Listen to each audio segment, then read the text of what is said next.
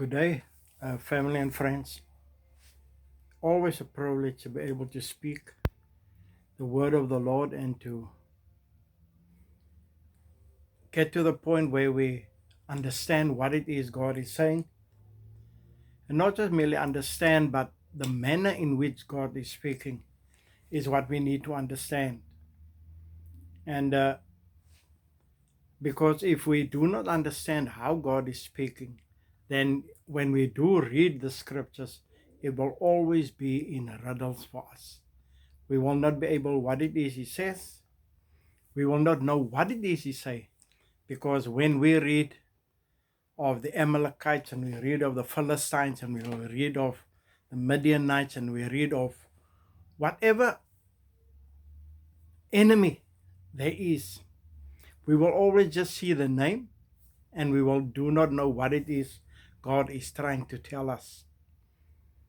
So this is just a further going into a bit deeper into what I've said last time as to how God speaks. His manner of speaking that we need to understand.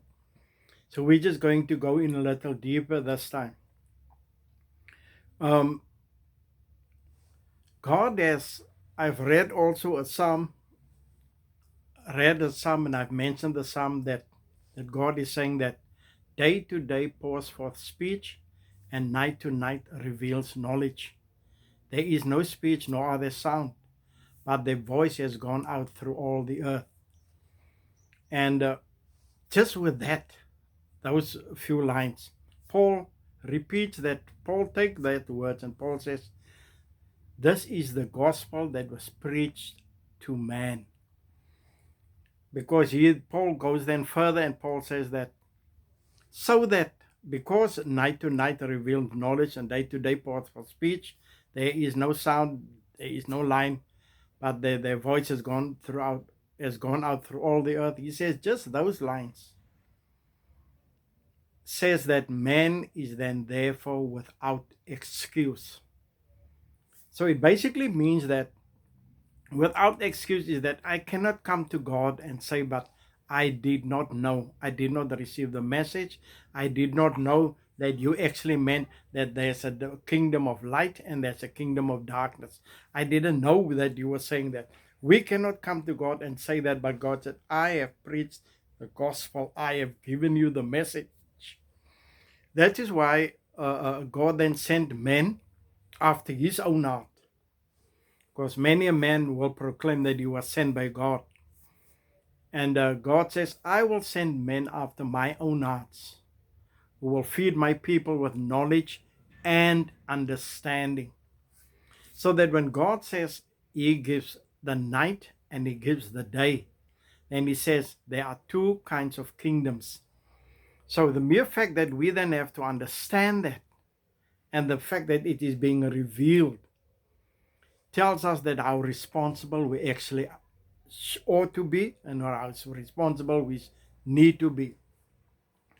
But more than that, Romans 1 said that God's invisible attributes and his eternal power can be clearly seen through what has been made. His invisible attributes, other words, I cannot see, and his eternal power, how strong is God? Paul says it can be clearly seen through what has been made. Right, so we have the night, we have the day, we have the kingdom of darkness, we have the kingdom of light. Now God says, everything that now we come a little bit closer to ourselves, getting more personal now to me as a person. How did God create us as individuals? We all have common denominators. We have all common characteristics. The one is just a little bit more than the other. If we can look at it like a Manhattan graph and say, I have more love than what this person has, and that one has more hate than what the other one has. So the graphs differ, but the elements are the same. The characteristics are the same. Right. That aside, now we get to how are we created? We have eyes, we have ears, nose, we have a mouth. So one of the Psalms would say, He who created the eyes, can't he then see? He who created the ear, can't he then heard? So because he can hear, see, because he can hear, that is why he gave that to us. Now we come to the hands and the feet. And the feet and the hands, each one of us has received 5 fingers, and then our toes, each one 5 toes. So that the hands together, we can say then it is 10 fingers that we have. Now the letter 10 is very significant. It is 10, and then when it comes to 10, it talks of responsibility. I am responsible. And the fact that it is my fingers says that I am responsible for how I handle things, how I handle life. How do I handle this kind of thinking? How do I handle that kind of reasoning? How do I handle that kind of situation? How do I handle that kind of uh, uh, uh, uh, whatever it is that might come up? How do I handle that? And because it is 10, it means that I am responsible for how I handle each situation, each thing that comes across in my life. The same with the feet, because there are 5 toes on one, 5 toes on the others. It is how we walk. We are responsible for how we walk. One of Ecclesiastics would say that when a young man is young, he can do everything and anything that he wants to, his heart's desire. He can go do it. But then he ends off by saying, but know that you will be judged on what it is you have done. You will have to take responsibility for what it is you have done. So that how I walk in life, how I go from here to there, where do I walk, where do I sit, where do I stand, I am the responsible one that has to make sure that where I walk, I will take full responsibility of it. How I conduct my life on a daily basis, I am responsible for that. That is why it is the letter 10. We have 10 toes, we have 10 fingers. I'm responsible for how I handle life, and how I handle situations, how I handle my wife, how I handle my husband, how I handle my kids, how I handle my money, how I handle my neighbor. Whatever it is I need to handle, I am responsible for that. And so that when we do walk, we are responsible for how and for where it is we are walking. Right. So talking of walking and sitting and standing, let's just get to Psalm 1. That was just a little introduction and also more on how does God speak, what does he use, what does he say, what does he not say. And getting to a little bit more info on our daily lives. God has created us very wonderfully, for wonderful and fearfully made the earth. How did he create us in our daily circumstances? What is it that we need to do? What is it that we need to eat? God has created us in such a way that we have to eat every morning. We have some say, I cannot eat. Good. They will eat later on in the day. Point is, you have to eat. At least 3 times a day, man eats. And if we can just put a blanket over what it is we eat, then we say we eat bread. Because when we do go to work, bread is the staple food that we do take to work normally. So we eat bread very conservatively 3 times a day. And God is through that also giving a message. He says that when Jesus came to the earth, Jesus says, I am the true bread who came from heaven. So that God is saying, I am giving you the gospel. I am preaching to you the gospel.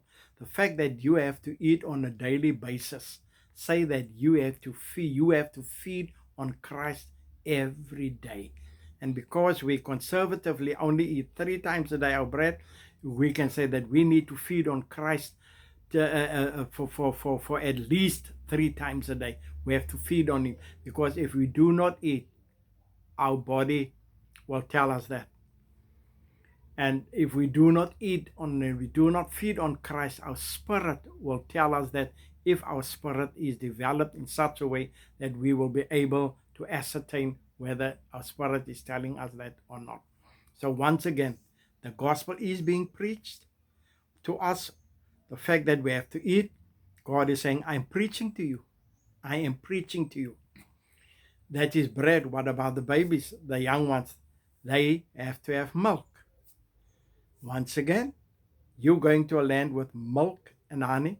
So milk talks of the word. Peter says, long as newborn babes long for the pure milk of the word. So that whether we are small or whether we are grown up, point is, we need to get hold of the word. We need to get hold of Christ on a daily basis. God is preaching to us every day, without any without pausing, without any intercession or intervention or whatever it is you want to call it. God is preaching to us on a daily basis through what has been made. That is what we need to eat. God also says, I spoke with you and I said to you on the previous occasion, Amalek is a depicts and is a picture of the flesh.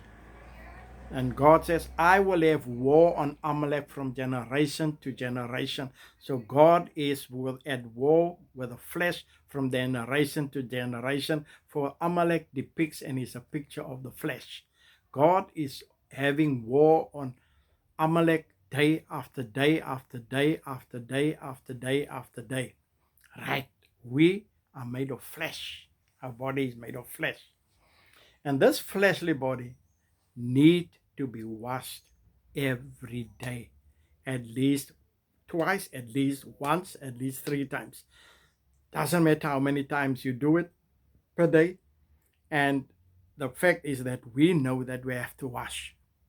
And we also can testify within ourselves and to ourselves, and our family will know that there are times when we, especially in this lockdown that we were now under and still is, you decide you're not going to wash today, you wash tomorrow.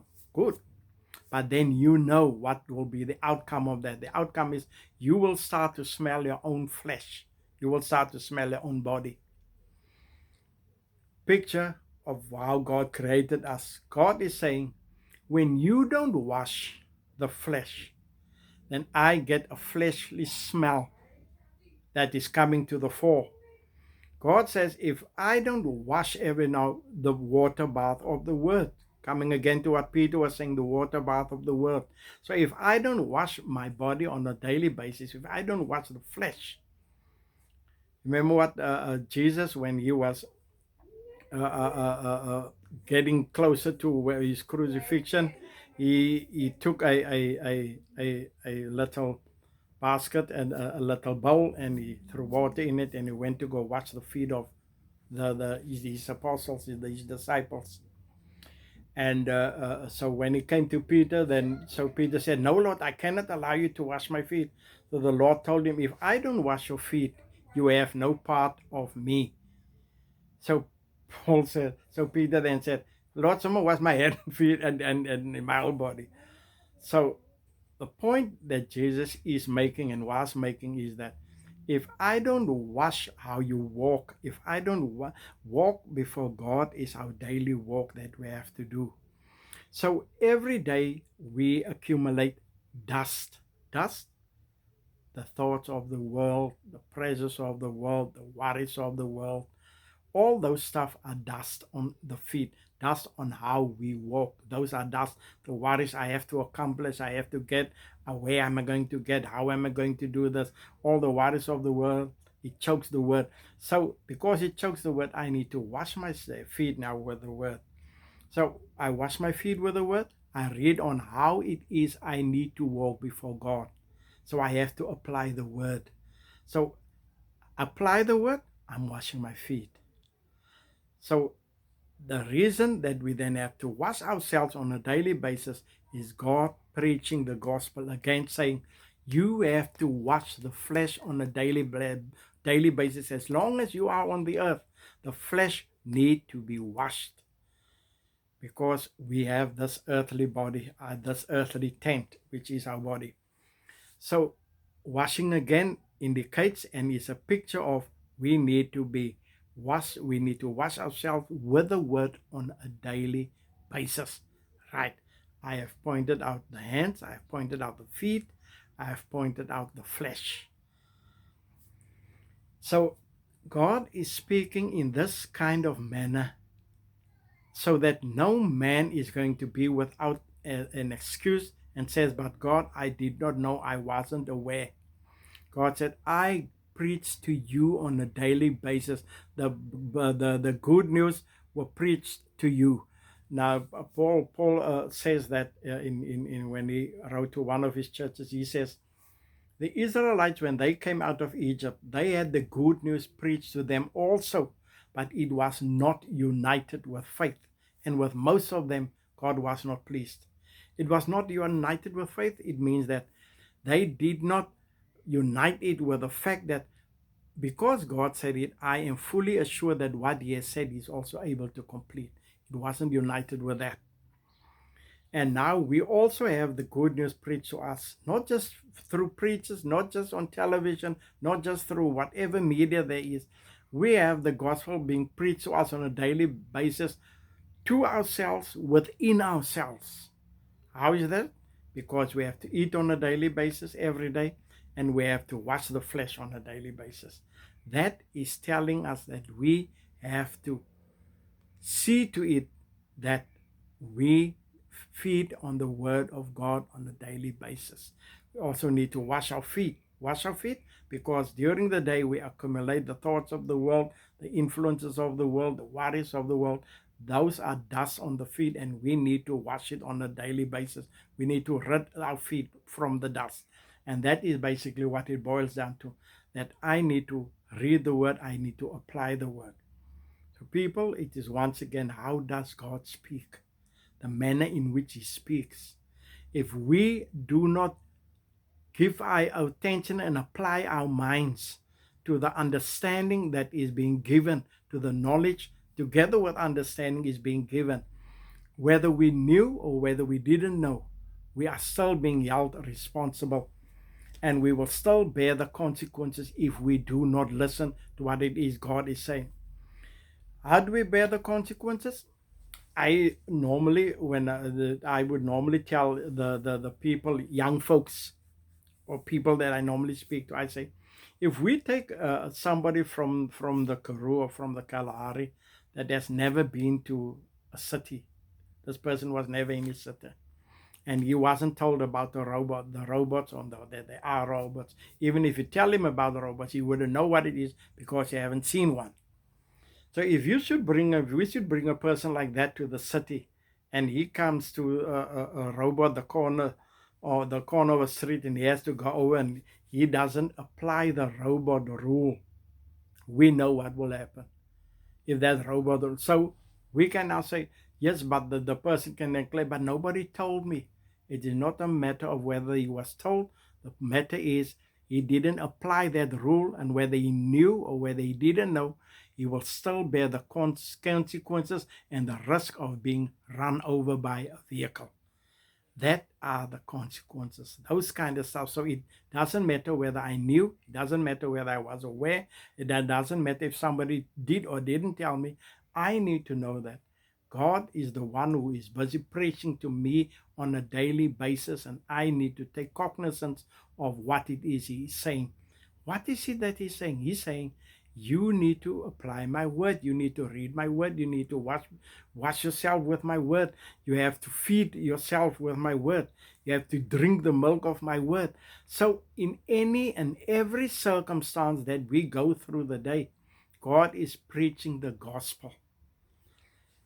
Now, another one is that I think we can with great assuredness we can say that each person has a plant or pot plants in the house. We do know what that is.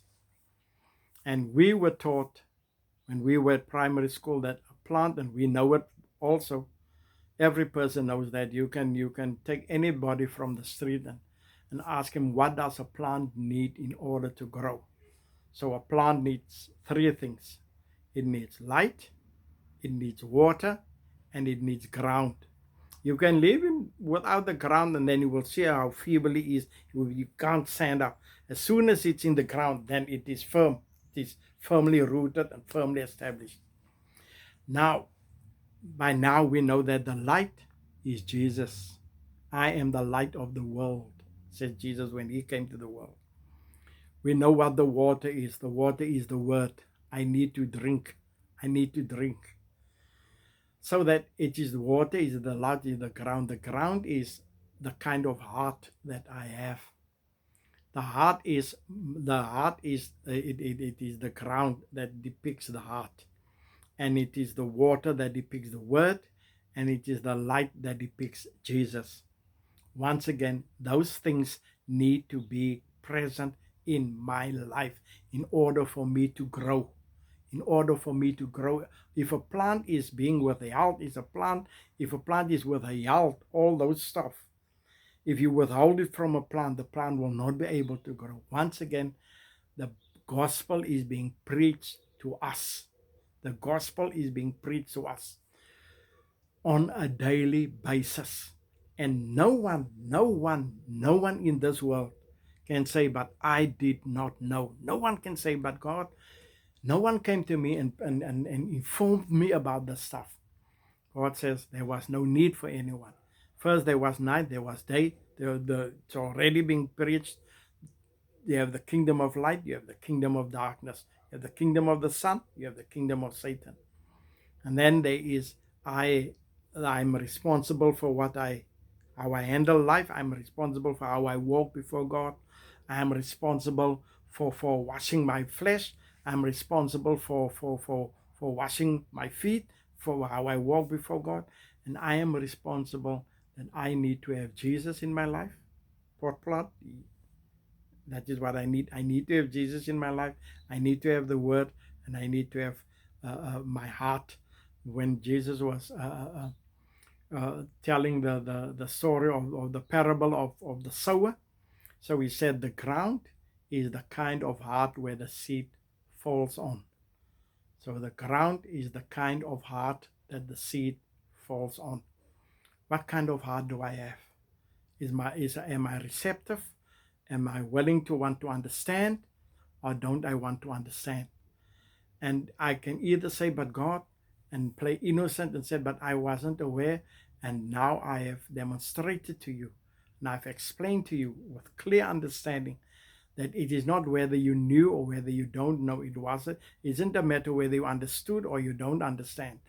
It's a matter of that the gospel is being preached to us on a daily basis. God said, how is the gospel being preached? I need to wash, I need to feed, I need to drink, and I need to have Jesus when it comes to the pot plant. Also, we need to brush our teeth, but that we will talk on the next time, because teeth is also a very significant depiction. And so that people, the gospel is being preached to us, whether we know, whether we don't know, whether somebody came to preach to us the gospel or whether they don't, whether I've been to a church where they preach the gospel and say you need to have Jesus in your life, you need to come under the authority and the rulership of Christ, whether that was preached to you or not.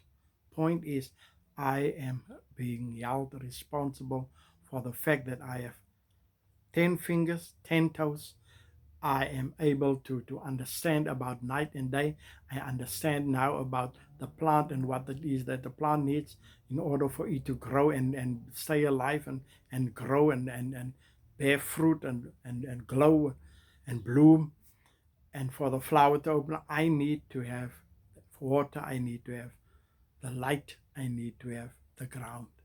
So people, I trust that you have a clearer picture and a clearer understanding for how it is that God speaks, and that God speaks in a manner that if it is not unfolded to you, Like one of the Psalms says, Lord, my mouth panted at the unfolding of your word. And because we now understand clearer, we are held responsible even more for what it is we know, so that we can apply in order to please Him. It is all about, for the fact, for His name's sake. How is it for His name's sake? Because He is the one who created all these things and says, but it is for my glory that I want this. Why does He want it? Because He wants to bring many sons into glory. And because He is Lord, He is boss, and He has the last say. Praise God.